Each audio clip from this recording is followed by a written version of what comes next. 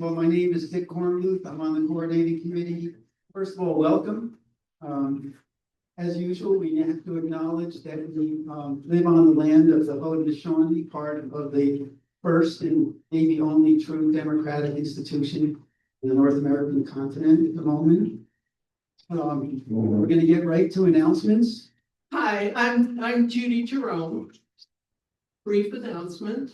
If you haven't been to one of our pop-up rallies on Friday, they're excellent. They're held all over Onondaga County in various places. And a story. I was at the one on Friday down at the corner of Seneca Turnpike and South Salina Street. And I talk to people that just drive up in their cars. And I was standing there at the corner, the car pulls up and he's at a red light. He rolls down his window. He pulls out this dollar bill. And he said, "This is for you guys." So this is for you guys and a reminder to support us in the bottle. There is one at each entrance. So some anonymous guy on Friday pulled out a dollar bill. You could do that too. Thank you very much. Hello, good afternoon, everybody. My name is Ethan Gormley. I am a climate organizer of Citizen Action of New York. We're a statewide group with chapters across the state, and we have 2 organizers here in Syracuse, including myself and Ursula, who works in healthcare. This Tuesday, September 9th at 11 a.m. at the Downtown Library on Salina, we are having a rally and a meeting event with Lieutenant Governor Antonio Delgado. He'll be in attendance. We're going to make a special organizational announcement, and it should be a really, really good time. So if you haven't heard Lieutenant Governor Delgado speak before, I definitely encourage you to go. And yeah, hear about what's going on.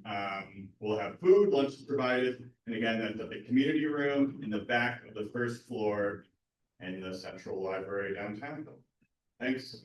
Hey everyone, good afternoon. I'm Elaine Denton, and I am running for county legislator to represent District 10. All right. That includes, thank you, that includes the village, or includes the town of Manlius, the village of Fayetteville, and the village of Manoa. Campaign season is in full swing. We're knocking on doors, hearing good things at the doors, but we do need more help to talk to as many people as we can. So if you'd like to volunteer for my campaign, you can sign up at www.electelainedenton.com. And I have been involved with CNY Solidarity for over 8 years now and have been a big advocate for representatives holding town halls. So I'm excited that I am holding a town hall with the Onondaga County Comptroller, Marty Masterbull. We will discuss the 2026 Onondaga County budget and open it up for questions and comments on county issues. The town hall will be Thursday, September 25th at 6 p.m. at the Village of Fayetteville's Hall. It will be in person and you can watch on Zoom. If you plan to attend, you can sign up at my website. And thank you. Hello, everyone. My name is Jackie Lasan. I'm Southside, the Greater Syracuse Southside Neighborhood Association, one of the coordinators. We run. I'm talking all day. Sorry about this. We run one of the largest food pantries on the South Side, partnered with Food Bank of CNY and other organizations that assist us with food to assist families in need. However, the building has now, through home headquarters and model neighborhoods, they're going to be selling that building and have failed to work with us, Land Bank as well, failed to work with us in terms of owning a building. The purchase has always been something that we have wanted to do for the last, this is now the 8th year. And they're just not honest brokers. So I just put it that way. So we've now started a petition because unfortunately we were told just 2 weeks ago that their official eviction, that they're going to attempt to evict us so that they can make room for whomever the potential buyers of the building on South Salina and Beard. This would be the old Barnabas. lots of space, but it, of course, is not really appropriate for a food pantry unless we knock out some walls. But what it also presents is an issue of a lot of our organizations do not have permanent places because we own nothing. And I feel it's by design. Land bank has been a constant thorn in the side. As much as you can afford to buy a building from them, there's always this excuse of zoning and concrete problems and all the things that probably aren't true, but they get to demolish and we have little or no say. I'm told go to the board of directors, for which one of the board of directors or sits on the board is Legislator Brown. He's aware, Mo Brown. I sent him the letters that I've been communicating with them. So we have no other choice but to fight back, go to petition status, and deal with Lieutenant Governor also. He'll be there at 3 o'clock, and he's basically doing a tour of everything. So 3 o'clock he'll be at our space, to be followed by the flyer you see on the back, Dunbar at 6:30. It is stunning to me that these kind of organizations are the only things that we can deal with in terms of purchasing land, not land, but buildings and fixing them. They were already in terrible disrepair. And to try to evict us October, when we serve almost 600 people for both November and December holidays, is sad, and it's the reality check that we probably should all had. You know, we have people running here locally that do not add their voices to it. They're talking to Caitlin and Carrie. However, I'm not satisfied with the traction because the behind the scenes is I feel that I'm being harassed and, you know, suddenly I'm demonized. We have garbage in the building. We run a food pantry. We know what'll happen if you have rats in anybody's building. It is stunning. And it's very sad that we're at this condition now when Washington is going crazy. We have our all small Washington right here. People just sitting on boards, but doing little or nothing for the people who really do work in the communities. So there's that part. We just got a question on the Zoom. Is the petition only for Syracuse City residents? It is not. The petition is changed on change.org. And anybody with real more savvy on the computer, please help us and make a better petition, but that's what I could come up with at the time. And it's for anyone, any interested person who feels that unfortunately food pantries are a reality at this point. They're, in addition to whatever food market we have, there are people who are federal government employees who are actually members of our food pantry now. So we're seeing the change. SNAP benefits have been cut and interrupted. It's all trickled down. And yet we're the ones who are even doing the political forums, and we hear the people running for mayor, they're speaking, but it's almost deaf ears because if you know, land bank and home headquarters are sitting on properties, sitting on them. The building that I'm in, they promised we work together and try to get it. Their price tag is $400,000. Just came out, I don't know if you pulled that number out of the air. No map, it's a lead-filled building upstairs. We still have to do something to it. So, yeah, I just wanted to raise the attention to that because when people are coming before you and sitting on boards and we are thinking everything is fine, I'm here to tell you it's not fine. And I do a lot of the political outreach. Well, I'm within ACP, but this is our own fight as far as the community and the citizens in the community. We do serve all parts of town, you know, even though South Side Field community, North, South, East, and West, and we do a large part of the funding with food donations to the food, probation, because those people are just coming out of jail and all the things that go on with them. So we're asking you to eyes on anybody you know that you can talk to, great, because I'm getting frustrated, but I'm not, we're here to fight and we're here to win. So that's what we're gonna do. And we ask all of you all to join us. As I said, he'll be at Dunbar that evening, Lieutenant Governor. But if he should become governor, because you know, whatever, people actually vote and understand whomever is going to get in has to represent us. These are the tabletop issues that are severely affecting us. I mean, at this point, the holidays are coming, so you might see more news than you want to with us because I'm not getting out. We don't have a building. I have to serve 600. We have to serve 600 people for these holidays. For both holidays, or all till 1,200 families. We're not going anywhere at this point, so together we fight. Just out of curiosity, what area do you hope to put your So we location. want to stay in the footprint of the south side only because city of Syracuse, period, it's a lot of challenges with people driving, they don't drive. And the further away or out of the area I move, now I'll have to be challenged with get another van, which our van finally gave up the ghost, and then still do food delivery because even though it's Wednesday, Friday, we are 24 hours. I was running from church to get to you guys because we literally, I would send it to CNY and Solidarity's website and you guys could see it. The amount of people we've fed over the years, the amount of food we've distributed is well over 600,000 pounds. 680,000 pounds. It is really it's devastating to us to know that we have to move and now, once again, something that's closed. That's why we're determined to just stay, at least in the south side. We're on South Salina, really a walkable bus route, all of those things. Contact her or have a conversation with her here. We're moving on. Yeah. Real quickly, we are now entering a phase where we're gonna be more prominent in the streets. We're gonna have rallies, we're gonna have things like pop-up rallies, we're gonna have major rallies. There's gonna be tension between us and people who don't like us. Of all kinds.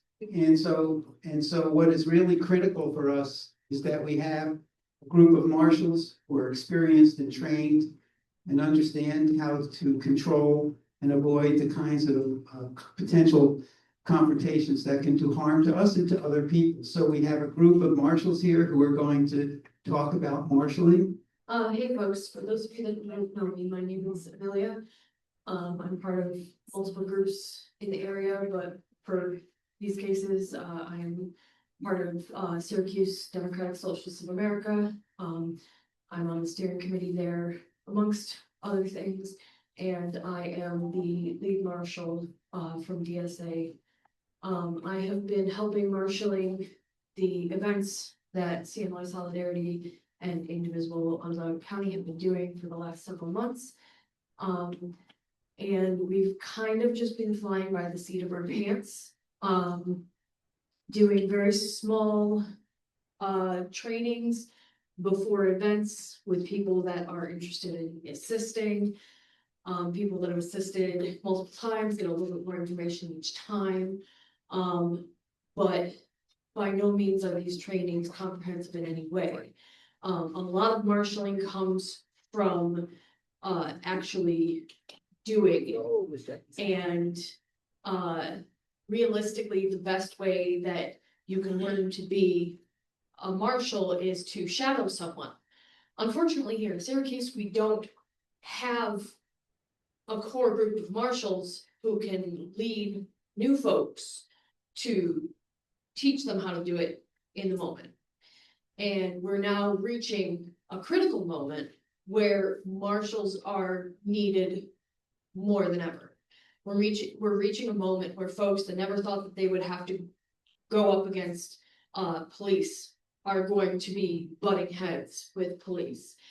And marshals are the folks that are here to keep you safe against people that disagree with you, whether they be the average citizen or somebody who is private security at some place or a cop that disagrees with us. Some of the most important things that I can tell you are, as you see some of the people wearing these neon yellow vests, this is the way that marshals are primarily identified at actions. You will most often be told at the beginning of an action, hey, our marshals are wearing this. Please listen to what they tell you. If there's any specific instructions for that action, you will either be given a paper or they will tell you. But the biggest thing is, in order for marshals to keep you as safe as possible, you need to listen and heed what they say, even if you have questions about it. If there's a moment where people are just kind of walking around and doing their thing, and you can catch a marshal and be like, hey, why are you saying that we shouldn't do this? Then there's absolutely no problem asking questions. But in the heat of the moment, if a marshal says, I need you to move here very quickly and, you know, with these people and these people need to go over here very quickly. You can't question, you just have to do and trust that these people are acting with your safety in mind. I know a lot of people don't think that average citizens in yellow vests are prepared to put themselves in harm's way for the, you know, best of the group. But when I'm trying to train people to be marshals, that's one of the things that I try to put out there first, excuse me, is that you need to be prepared and you need to understand that this is a very serious role. Sometimes the biggest thing you'll have to do is help somebody cross the street or answer a few questions about, hey, what are we doing today? Other days, you will come up against cars, you will come up against people throwing stuff at you, you will come up against police.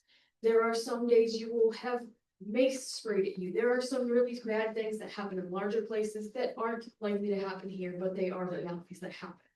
I will put out there that a few weeks ago, month ago now, there's a yearly Hiroshima procession that the Syracuse Peace Council does. And I was marshaling that. We had a few individuals that were farther behind than everybody else. I was trying to get them safely through an intersection. One guy didn't want to wait. I wouldn't let him through. So he hit me with his car. Thankfully, I have been marshaling for quite a while now, so I was able to pivot and he only hit a single side of my body. And I hurt for a couple of days and that was it. But I was not going to move because there were 3 elderly folks behind me.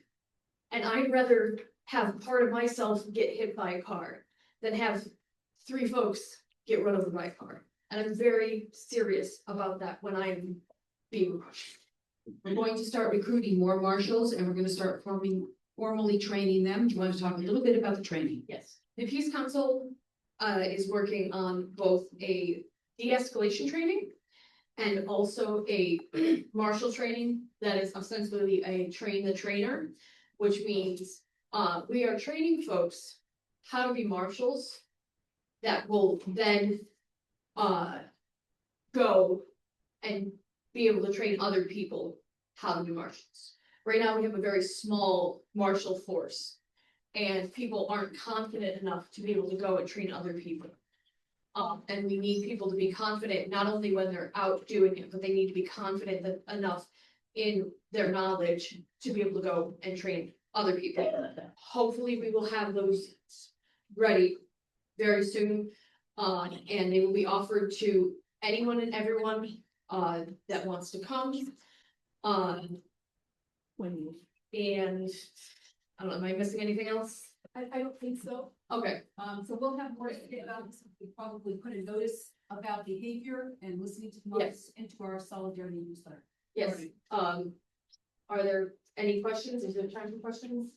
Well, so like if someone was interested in the training, should they can follow us and CNY Solidarity and we'll let them know. Should they also follow the Peace Council? Would that be Yes, helpful? the Peace Council will definitely put these things in their newsletter, which you can sign up for at peacecouncil.net. They will also put it on their calendar, which is on peacecouncil.net. Any other questions? Excellent.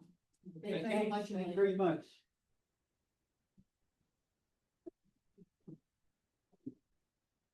Okay, now moving into committee reports. If you have your agenda, there is a sort of a formal list of the groups, and we'll start with protest planning. As of this week, we now know the date for our next big national protest. It is October 18th. There will be more information forthcoming on that. We will be meeting with our team, our planning team, this week. And from National Indivisible, we will be getting a more nuanced name, but at this point in time, it's called No Kings 2. So Just for reference, in No Kings 1.0, we had 7,500 people attend, which was pretty amazing. So just for the historical record, we started with hands off with about 4,500 people. We then had May Day. How many were That was a Thursday night, right after work, which was not our choice, but we did it because that was Labor's Day, It was about 1,500. 1,500. Yep. Downtown. And then No Kings was 7,500. That was the one at your Destiny where people drove by and honked. And 7,500 for that. And for Good Trouble Lives On, which was a celebration of the life of John Lewis. It was the date that 5 years ago that he passed. We had about 1,500 for that as well. That was also a Thursday night. Right after work. Right after work. So don't ask me yet about where it's gonna be when I tell people about this. Okay, where is it? What time is it? TBD. I will let all of you know as soon as we know. So just put October 18th on your calendar. I'd like to say just a couple of things the protest team is also working on. We're forming a committee now for October 18th. October 18th, we have some new members. And if anybody is interested in learning how to organize and carry out a protest, we'd be interested in including you as participants on this committee. I put together or expanded an existing manual we had on protests that has more specific information about people and resources and also things we've learned kind of the hard way. And it's going to be used as a sort of training manual for people because, you know, I've only been doing it this year since March. I did the first one with you. Yeah. I had no idea what the hell I was doing. Okay. But we don't have. And I've only been doing it for about 40 years or so. No, I was working with a good person. So that's one thing we're doing, and we want to train people. So yes, we do need help. All right. The second thing is that we are continuing to think about our relationship with the police. Okay. Under certain conditions, we don't have a choice. They do have to collaborate with us. And that is when you need a permit for the site that you're going to use. They are on the permit and they get notified. They have a team of officers you work with. Now, I will say, I did some research on this. The evidence is that for nonviolent protests, collaboration with the police on planning these things actually turns out to be the model that's the most effective for keeping the protests nonviolent, okay? That's not going to be, I understand there will be people who disagree about this, but it's also the case that we need to start to rethink our relationship with them in some ways, because they're one of the pillars of the community that we need to create fissures in, okay? And there's 5 other pillars of the community that we need to create fissures in, things like business, things like the religious. Where in the hell are the churches, okay? So at this point, it needs to be getting bigger, louder, and more united. Okay. And I would add that we have 61 people here in this room. We have 28 people on Zoom. Tell everyone about it and show up for these things. That's what you need to do. And just one additional caveat. We are militantly nonviolent. Militantly nonviolent. Yeah, otherwise it doesn't work, okay? No, Hi, everyone. I'm just Chad. carry on. I just wanted to say that we have pop-up rallies too every Friday night, 5 o'clock, in between larger national actions. We've been going strong since Memorial Day. We've only duplicated 1 location so far in Liverpool. So if you want to drop by at 5 o'clock, 5 to 6 o'clock every Friday night, so I'm mobilized on the Hi, everyone. I'm just gonna jump in with one more quick thing. This is probably we're pushing the limits on how long the protest team is talking. The protest team has been doing great, amazing work all year long. All of the big rallies that you've attended have been primarily organized by this group with help from other local organizations working with us as well. Plus the weekly smaller rallies organized by this group, amazing work. For the guy who asked about other national calls to action, there's been national calls to action like almost every week this year. We can't do all of them. It's not reasonable for us to try to do all of them. But the more people who come to the meetings and offer to help out, the bigger our capacity gets and we're able to sort of take more on. So the protest team and all of the other committees that you're about to hear from right now are all meeting today in this building in approximately 20 minutes, right? So if you're new and you're interested in helping out, next step is just come to that meeting and you'll start to learn more about the next steps. And that's true for all the other committees as well. Hi, I'm Lisa Caldwell. Nice to see the room is full today. So I'm going to talk to you a little bit about the handout that I passed out. If you didn't get one, they're on the back table. You have homework this week, okay? We are being completely blown off by the offices of Gillibrand and Schumer.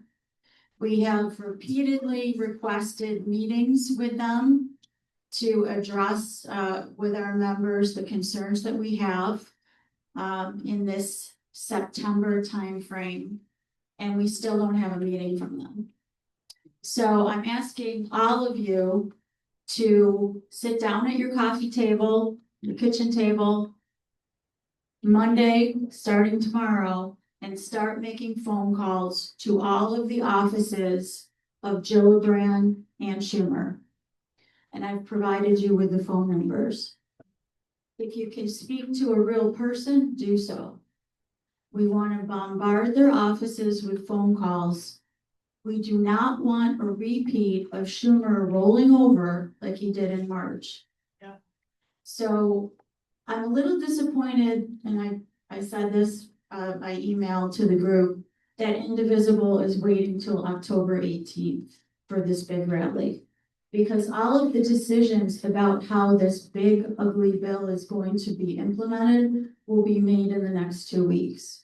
So it's imperative that people start calling. I know that we put this kind of thing in our links on the newsletter very often, that people need to make calls, but this week is really important. Because if you were paying any attention to the last couple of weeks, Chuck Schumer and Kirsten Gillibrand voted yes to give Israel another $675 million in arms sales, right? They are doing performative and perfunctory, is that a word? Actions while they sign off on what their big donors are asking them to do. And they are hiding when confronted, and they are not representing us. So I think if we could come up this week with 1,000 phone calls to their offices and really, really harass them, that maybe we can make them understand that in this round of discussions on the implementation and rollout of the big bill, that we are expecting them to find some creative ways to fight. Okay? Phone calls, not letters. Phone calls, or go on their websites and send them an email. And hand a copy of what I gave you to your neighbors if they're on board, to your children if they're on board. All of the decisions that are going to be made in the next 2 weeks are going to affect Medicare and Medicaid, Social Security, education, voting rights, all of these things that are being attacked right now. And we need a few more Cory Bookers in the world and a few less Schumers in the world. We really need to take action immediately. And I have a lot of ideas for our outreach and protest committees that I would like to talk to people about, and in terms of advertising the No Kings. So we have a lot of work to do, but this week I want you to focus on phone calls. This is the time when we have to put the public pressure out there. Question, George? Don't we still have emails from all the times that we had met with the Schumer representatives? Don't we have their emails? I've been texting, calling, emailing, and we are being ignored. And the answer is, we're too busy. We'll get to you when we can. Well, what if all four of us did that? That's why I'm asking you to call. And Donna wants to add something about Mannion as well. Yeah.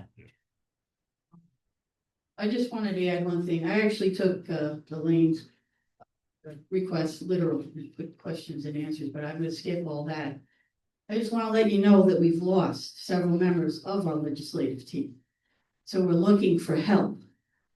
We had a few people that had to step aside because they were actually, some of them were affected by the terrorists in their jobs. So it's really important for some other folks, you know, to step up and join the legislative team and on a regular basis and try to work with Schumer and Gillibrand. That would be helpful. Thank you.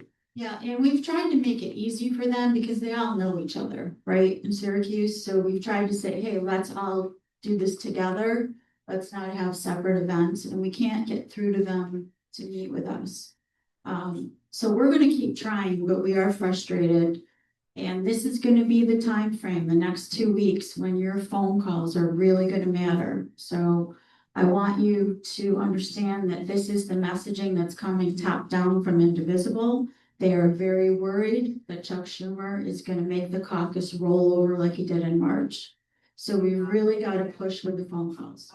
So is the demand to ask for a town hall? Ask for a town hall, ask for a meeting, ask him, what is the agenda that you're trying to push in your negotiations? What is your limit? What is the line that you're not gonna cross? We wanna know that, and we're not hearing it. So what if we had an email? George, we have several people with hands up. I just gotta move on. Do you have a sample script or bullet points that we can refer to on these phone calls? I have some notes there. I think it's best that you speak from the heart, that you speak about the issues that you're most concerned about. Are you concerned that troops are gonna come into our blue city? Are you concerned that you're not gonna be able to send your child to the college that you wanna send them to? Are you afraid that Trump is gerrymandering every election and taking control so that in 28, he doesn't have to leave office or he can hand it to Vance? We've really got to have you speak from your heart about what's affecting you. So, everybody knows about the 5 calls out by now, but something else that you probably don't know is excuse me, if you call either the Senate switchboard or the congressional switchboard, as well as the numbers on that sheet, your call gets documented twice. And it is not recorded as 2 calls, but it's documented in 2 places, so it's twice as likely to be recorded for the history as far as how many people from which places are calling. So it's important. This electoral team, we have 35 members on our email list. I know not everybody shows up for the meetings. And we've been engaging in the pop-up rallies, a lot of us. Some of us have did go to the NAACP and volunteer at the voter registration, which was great. Good experience, and we met a lot of good people. We're focusing on writing postcards to get out the vote and trying to target people who are on the registrations but haven't voted regularly. So mostly we are working with Elaine Denton and putting our resources there. But we also would like to support the other Democrats running for the county legislature. Elaine designed a postcard that is really good, that could be used for anybody running in the county legislature on the Democratic committee. So, and she brought a few postcards. If you want to see those, you could, and then we need to get them printed out. But we're trying to be careful about how we target the postcards because they're expensive to do. There's a lot of research about postcards and they're easy to read and they're short, so people do pay attention to those. Are we running postcards to other states, other key battlegrounds? Well, with the resources that we have available to us, we're focusing on our county legislature right now.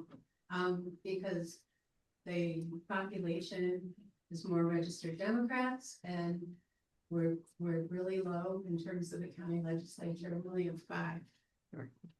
This committee did do some of that earlier in the year, for example, with the Wisconsin Supreme Court Justice. And there are organizations where that's what they do, and they'll send you lists and everything. So we're gonna send out information to the whole big group, see if anyone else wants to come and join, help us develop postcards and give you information about the canvassing and phone banking that's gonna be coming up. So just keep your watching for those announcements. Thank you. Hi, I'm Margaret Luttinger and I'm with the outreach team. And the other people who have been regularly meeting with outreach, would you put your hands up so people here know who we are? That'd be great. There are a number of people who couldn't be here today, but I just want to make sure we can please recognize each other. Question is, what is outreach? That was one of the first things we worked to clarify for ourselves because it was necessary to have some kind of a concrete understanding of what is outreach. It can mean any number of things. So one of the things we recently worked on is say outreach really is outreach and education. That's how we collectively regarded what we were doing. We're focusing really on 3 things, and we try to figure out what is it that we do now that we know we're education and outreach. And I just wrote down it's 3 N's. It's engaging, it's informing, and it's inviting. What we're trying to do is get out in the community, to find out what's going on. What are people thinking about and concerned about relative to the things that brought us here? Not things that have been continuous and ongoing issues in a community, but rather those things that have happened as a direct distillation of the current policies of this current government. So we're trying to grow awareness about what is indivisible and specific, but not only. We're also telling that there's things called Move On, and there are things called Public Citizen. It's a Ralph Nader organization that goes back to the 1970s.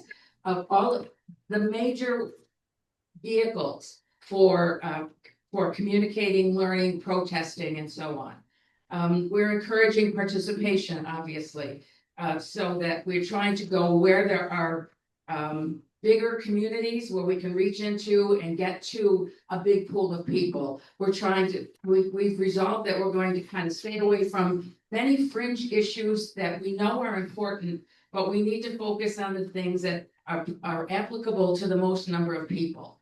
And we are learning as we go.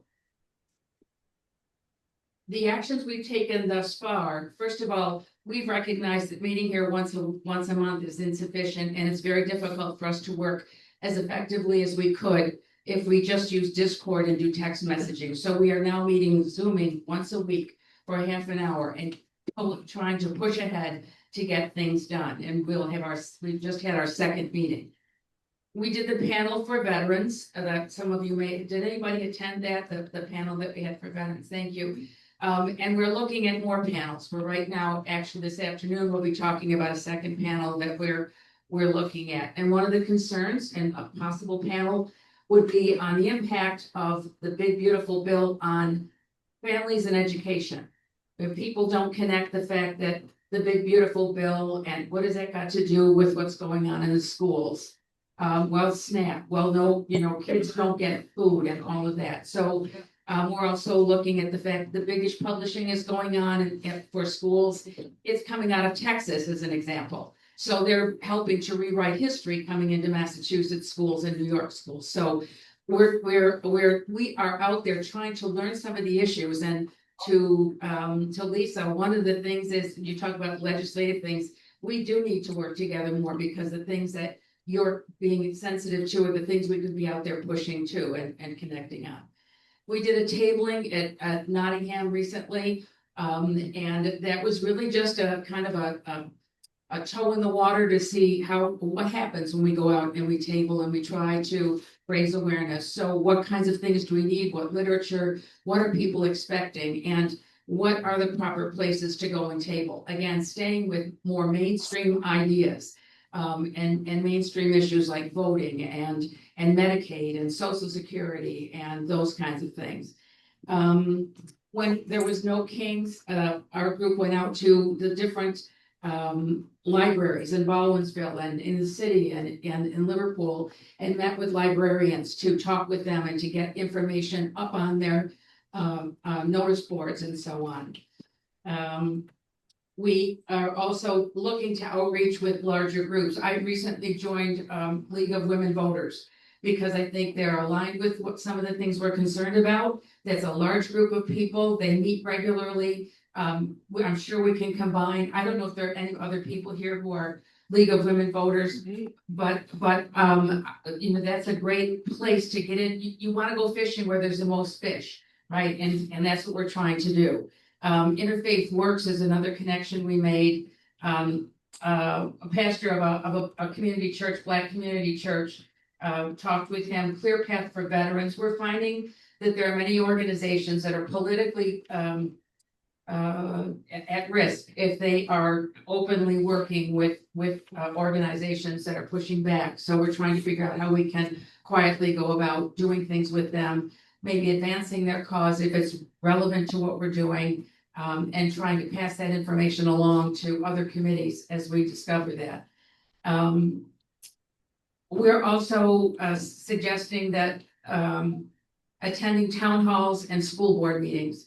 I think it was Mothers Against Whatever, or Mothers of Liberty, started with 5 women, and they're all over the country. They have, I looked them up, they have a Facebook page in Onondaga County. They are in the western part of New York State. So we need to get out, all of us, outreach and attendance, go to your school board meetings and find out who's there, what are they talking about, do you agree with it? Same with town halls, because all of these people that are problems in Washington all came from our local communities, and we need to get more involved there. So I guess that's it. Our issues that we want to focus on. We know that if we as individual dogs try to chase all the rabbits into the woods, we'll come home hungry. So we're trying to figure out what can we really go after. And some of the things we think are really important are those things that are the pillars of our democracy, those things that threaten our Constitution. So voting rights, Medicaid, Medicare, so those social programs that have always been pillars of what makes us different from other countries and why people come here. The rule of law, all of those things. We're trying to focus on those things a little bit, get people aware of them because people just are not aware still. Get them aware of it, get it as close to home and as we can get, and hopefully people will then be a little bit, wow, I didn't know, and then say, come on to our meetings on Sundays and come on to our other activities that we're doing. Come stand on a corner with us. So the issues impacting the greatest number of people, those things that threaten our democracy that arise through this current administration, that's outreach's focus. Thank you. You can ask her if you have any issues. I'm going to be really, really brief for climate justice. The focus up until the last meeting was obviously the DEIS comments, and I have left on the table the CNY solidarity comments that were submitted to the appropriate authorities regarding the DEIS. So everybody should have a copy of that. If you're on Zoom and you can't get the copy, I'll make sure that we put it into a Google Drive and put a link in the newsletter so that you can actually read the comments also. In the Solidarity website, we have a page of community organizations that are compatible and espouse the same philosophy, views, and commitments that CNY Solidarity does to a significant extent. There is, so it's a great place to look for organizations that you want to partner with and that communicate with. So I encourage you to go into the website and check it out. Okay, so that's it for me. The climate justice team will now begin to change its focus on Micron to the economic justice issues that are going to be critical for Micron's presence in central New York. And we're also going to be focusing on the lead in water issue, which seems to be never ending and is still strongly an issue in central New York. So Elaine? Hi, everyone. So I help with the state and local action team. We discuss multiple levels of government. There is a lot of local government in New York. We talk about policies and advocate for bills to be passed at the state level, especially from January to July, as that's when the state legislature is in session. For the rest of the year, we shift to pushing the governor to sign or veto legislation the legislature has passed. Many of these actions are in our Tuesday newsletter. Currently, some of the legislation we would like Governor Hochul to sign is repealing the 100-foot rule, which currently has taxpayers paying for gas hookups for new housing. If she signs the repeal of that 100-foot rule, we could save $200 million annually. We try to keep track of the bills we are following on our website, so we kind of have a New York State legislative tracker, but we update it as much as we can. We always could do more. So we're looking to set up some meetings with our state representatives to advocate for more action against this federal administration. That's ongoing. We're supporting the call for a special session for the legislature to come back to Albany to pass the New York for All Act, which would prohibit state and local resources from being used to assist ICE, and to tax the super wealthy to fill the budget gaps from the federal government. For our state work, we follow the lead of some allies like NYCLU, Agree, the Citizen Action of New York, the Invest in Our New York campaign, and many others. A good amount of our meetings we discuss is at the county and the city level, although there are 19 towns and 15 villages in Onondaga County. So we're trying to include any town or village issues if we learn about them, but that's a lot of government to cover. So for Onondaga County, we discuss many issues dealing with transparency, housing, public transportation, lead, projects like Micron and 81. In our breakout sessions, we will be talking about the upcoming 2026 budget and our position on the proposal to change county legislators' terms from 2 years to 4-year terms and implementing 12-year term limits. In Syracuse, we discussed similar issues we do and for the county. Today, we'll be discussing the Vision Zero, which is a strategy to eliminate all traffic fatalities and severe injuries while increasing safe and healthy, equitable mobility for all. Syracuse has been looking into this, but the city councilors are now saying that they don't want to approve it. So we're going to be talking about that. We'll also be discussing the Syracuse Police Department's desire to use drones as first responders. There is a public hearing on this soon. So if this is something that you have an opinion about, please watch our newsletter and calendar for the time and date. I think it's like the September 15th or 16th. We'll get that date to you. And then right now, the state and local action team meets once a month during our coalition meetings, and we have great discussions on a lot of issues. These discussions really help with guide what goes into our newsletters for actions and events. I see this committee as a great way to learn about local government. Remember to vote in local elections this year, as we have, who is running all the candidates on our website, and encourage you to, of course, find a candidate you support to help win in November. And in the future, I'd like to see this committee produce more educational materials for the public to learn more about local government and to hopefully hold events eventually. I also hope to see us bring items to this full coalition so that we can take more positions as the coalition on state and local action. And so we'll be meeting right here in just a little bit. Thank you. Question and a very short announcement. Is there anyone here for whom this is like their first in-person meeting? Okay. So you've had the pleasure of actually hearing what we're doing today. So this is an incredible opportunity for you to pick a meeting that you want to go to, and pick one of the committee or team meetings that you want to go to and participate. The quick announcement is September 28th is the Westcott Street Fair. It's one of our major participation tabling events of the year. It's really a great event.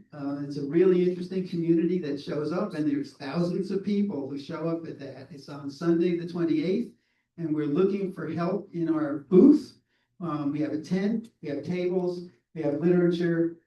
If you get the newsletter, which you do, you will see there's an opportunity in the newsletter to sign up for a stint. It basically is 6 hours. It runs from about 12:30 to 6:30. We're doing 1.5 hour sessions, so first come, first serve, and I hope we fill up all the slots. So that's it. So Tom is going to tell us where to go. Thanks, Dick. So for those of you who are new, I'm Tom. What happens next is we break up into our committee meetings. We have the space until 5 o'clock. If your committee runs a little bit over, that's okay, but maybe check with Dick because somebody has to like lock up after us or whatever. So try to wrap up by 5. Welcome everybody. Have a great next hour. Carry on.